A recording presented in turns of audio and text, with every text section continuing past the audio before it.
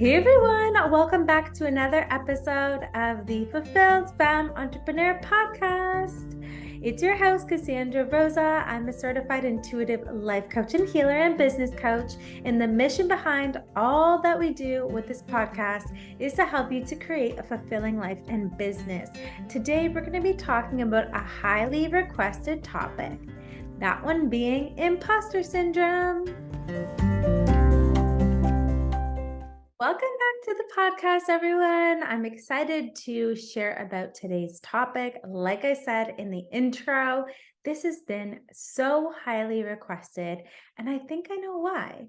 Imposter syndrome is actually one of the biggest reasons that people don't fully step into creating the business that they are daydreaming about or the goals that they daydream about. And I know that was the case for me.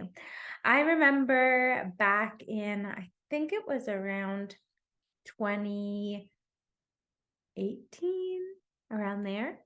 There was a change of direction in my first business with a business partner of mine.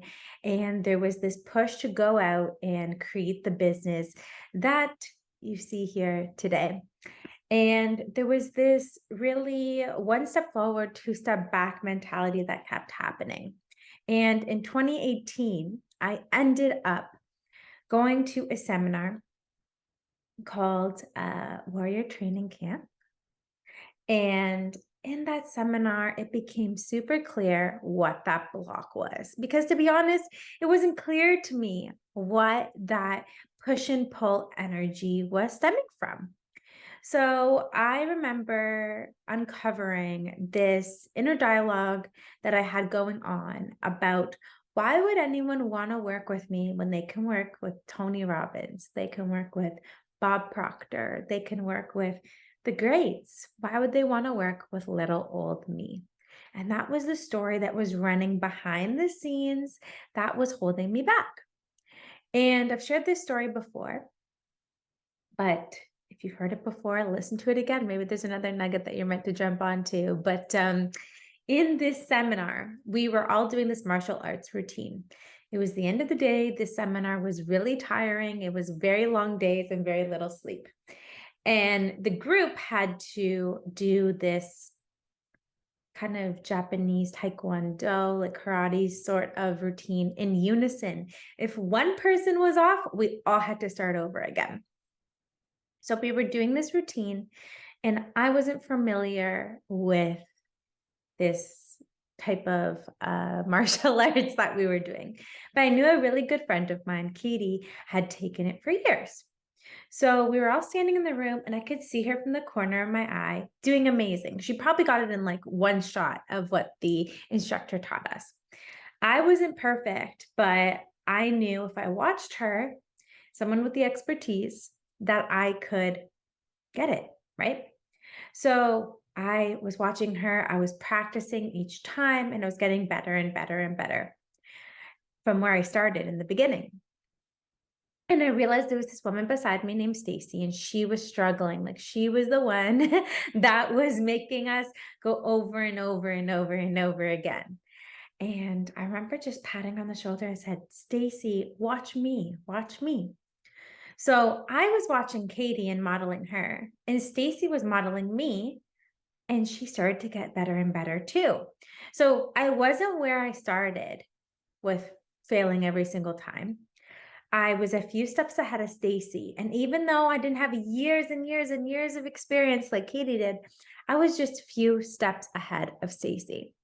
And why I share this story with you all is because stepping into coaching, stepping into entrepreneurship or service-based businesses, it's really important to anchor in that you don't need to be this multi-million-dollar coach or have a huge following to make a difference. You just need to be a few steps ahead from where you started. So once I had this epiphany, I was like breaking down, like crying and realizing that I had to apply this for my business. And once I did, I showed up completely different. There wasn't this one step forward, two steps back. I just kept reminding myself I just had to be a few steps ahead of where I started. So with that being said, if you're going through imposter syndrome, here are a few key things to keep in mind that will help you to move through it.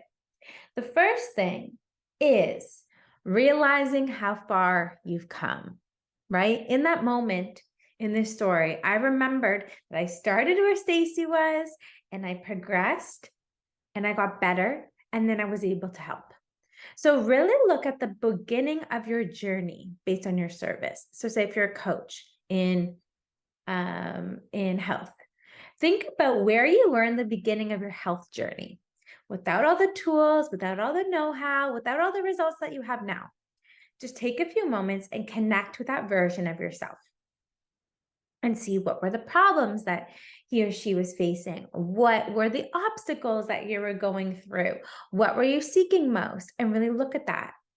And then kind of see like a sequence in your mind of how far you've come. So maybe you started eating cleaner and then you started to see results. And maybe you started to work out more consistency and you started to see results. And there was this tumble effect. And see this transformation in your mind to where you are today. Going through that experience, that will allow you to see the transformation and to give yourself credit. So give yourself that pat on the back. Give yourself that, cheerleading, standing ovation moment of acknowledging, wow, I did come far from where I started, right? That's the first step. So for me, I acknowledged in my coaching journey, I was really a lost person in the beginning of my coaching journey that had the sheets over my head, the blankets over my head, didn't want to leave my bed, wasn't taking action, was very lost. Lots of, if there was a thought bubble from my mind, there's lots of question marks in there. And I kept myself stuck and I didn't believe in myself. And as I read the books, I went to the seminars, I started to take action that transformed to now I know the clarity of what I want in my life and I'm fully stepping into it and feeling so fulfilled and so at peace in my life. Right? So use a little exercise for yourself. Next, it's just anchoring in of being a step ahead, a few steps ahead from that person that you started. So seeing who you are meant to help is the person you were in the beginning of the journey. So Stacy was where I was in the beginning, messing up time and time again with this routine, right? That's who I was meant to help, right? In this story that I told you. Right? That's why I told her, hey, I was where Stacy was. I got a little bit better. I'm going to help her. Right? So when it comes to your coaching business or your service-based business, focus in on helping that version of yourself that was at the beginning because you went through the trials and the tribulations. You found the solutions. You got resourceful. You have the tools to help that version of yourself. So really focus in on the person I'm meant to serve is me in the beginning. And lastly, see the value in what your business brings forth.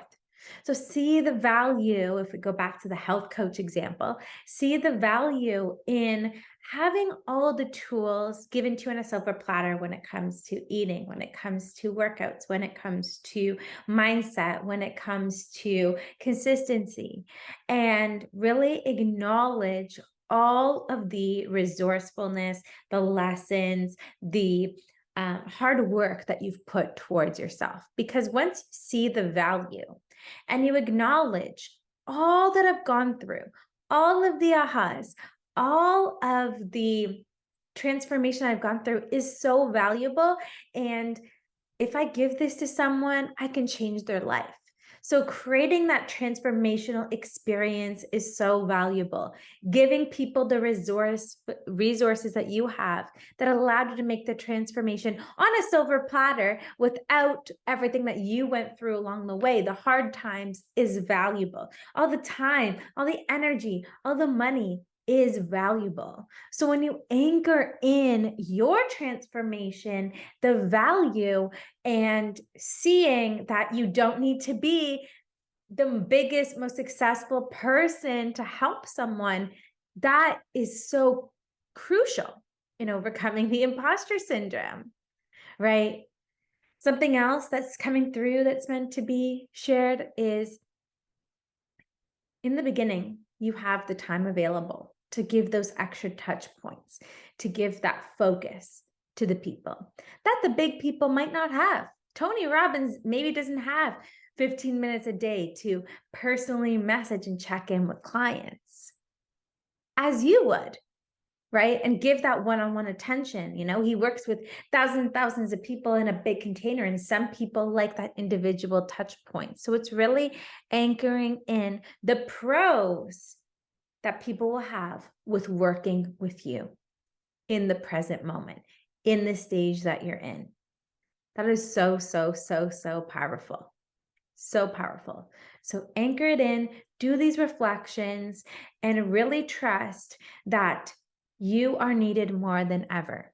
This year is a 7-year in numerology, which is all about increasing the spirituality, the awakeness. This is a big awakening year for the planet where people are being seekers more than ever before. And they're looking for service-based industries that can help them on their journey. So there's something so key and so important in stepping into your greatness, in sharing your mission, in taking, air quotes, messy action, and bringing yourself forth, because there are so many people waiting for all that you have to give. All that you have to give. They're just waiting for you to show up. They're just waiting for you to show up. So give yourself that pat on the back. Acknowledge your transformation. See the value in all that you have, and just be a few steps ahead of the people that you're meant to help. And that will allow you to move through that imposter syndrome and share your light, love, and mission with more and more people in the here and now. Thanks for watching the video. If you enjoyed it, please give it a big thumbs up and subscribe to the channel. Hit the notification bell so you'll be notified every time I'll upload a new video on Thursday. See you in the next one. Bye.